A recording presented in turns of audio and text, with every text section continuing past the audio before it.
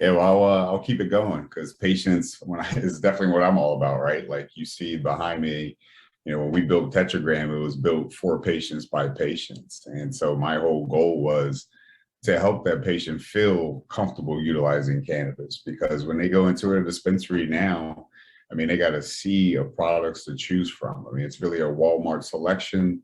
You have people behind the counters, some more knowledgeable than others, but at the end of the day, they're practicing medicine with no real data that they can utilize to make more educated decisions.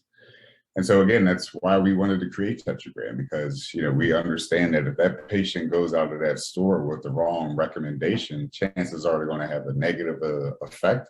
And then that keeps that stigma of cannabis alive that this is something I'll never use again because I had this awful experience with it. And in addition to money is always great, but to help grow our business is the educational component because there's just so much that still needs to be known about cannabis. Like I'm very hesitant when someone tells me I'm an expert on cannabis because there's just no way. We're still scratching the surface here. Again, some are more knowledgeable than others, but there's no one that can actually put that tag of being an expert.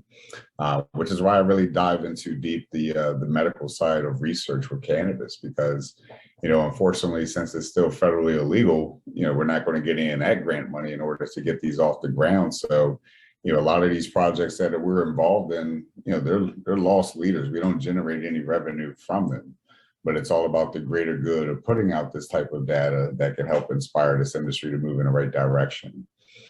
And then Miss Kindness, you talked about, community and, I'm all about that, right? Like we have to utilize those relationships that we have currently and help expand them, help strengthen them so that, since Tetragram has been out 2 years, our 2-year anniversary is actually on the 10th of this month.